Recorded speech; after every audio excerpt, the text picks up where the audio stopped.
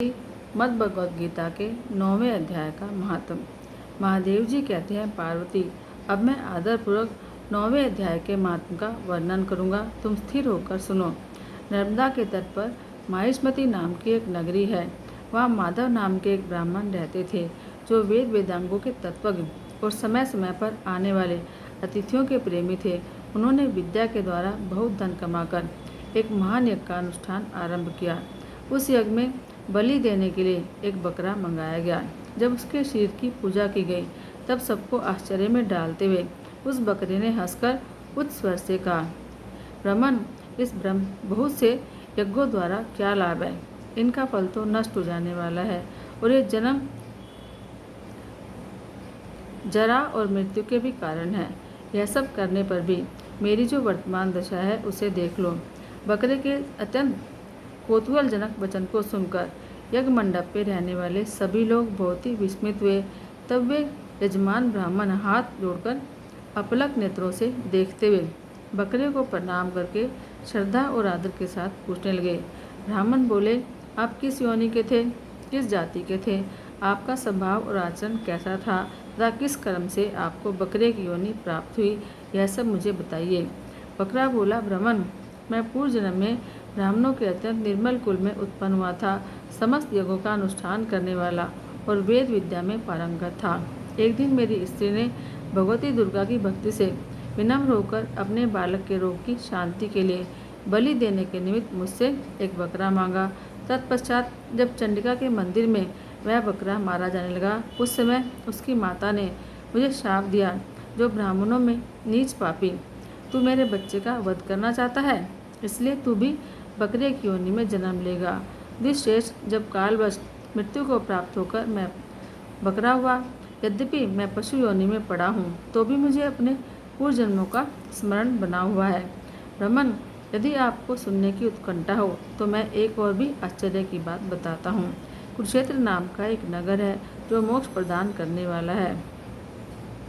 वहाँ चंद्र शर्मा नामक एक सूर्यवंशी राजा राज्य करते थे। एक समय जबकि सूर्य ग्रहण लगा था, राजा ने बड़ी श्रद्धा के साथ काल पुरुष का दान करने की तैयारी की।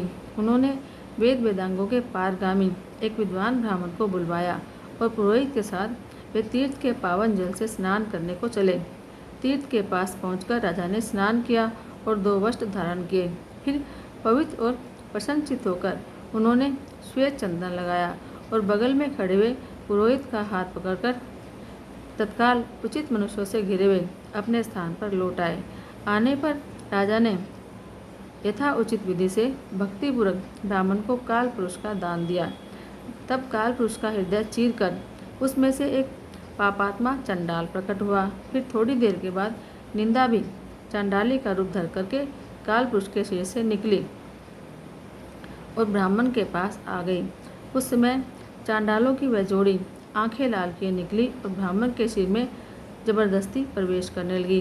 ब्राह्मण मन ही मन गीता के 9वें अध्याय का जप करते थे और राजा चुपचाप यह सब कौतुक देखने लगे।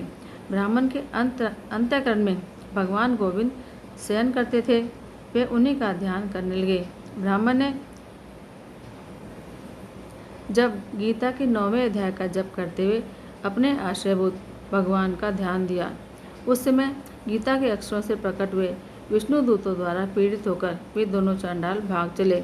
उनका उद्योग निष्फल हो गया। इस प्रकार इस घटना को प्रत्यक्ष देखकर राजा के नेत्र आश्चर्य से चकित हो गए। उन्होंने ब्राह्मण से पूछा, विप्रवर, इस महाभयंकर आपत्ति को आपने कैसे पार किया? आप किस मंत्र का जप और किस देवता का स्मरण कर रहे थे? वह पुरुष और वह स्त्री कौन थी? वे दोनों कैसे उपस्थित हुए? फिर वे शांत कैसे हो गए? यह सब मुझे बतलाइए। ब्राह्मण ने कहा, राजन, चांडाल का रूप धारण करके भयंकर पाप ही प्रकट हुआ था तथा वह स्त्री निंदा की साक्षात मूर्ति थी। मैं इन दोनों को ऐसा ही समझता हूँ। उस समय मैं गीता के 9वें अध्याय के मंत्रों की माला जपता था। उसी का महात्म्य है कि सारा संकट दूर हो गया। महीपते, मैं नित्य ही गीता के 9वें अध्याय का जप करता हूँ।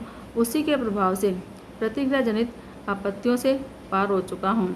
यह सुनकर राजा ने उसी ब्राह्मण से गीता के 9वें अध्याय का अभ्यास किया। फिर वे दोनों ही परम शांति को यानी कि मोक्ष को प्राप्त हो गए। यह सुनकर ब्राह्मण ने बकरे को बंधन से मुक्त कर दिया और गीता के 9वें अध्याय के अभ्यास से परम गति को प्राप्त किया। जय जय श्री हरि।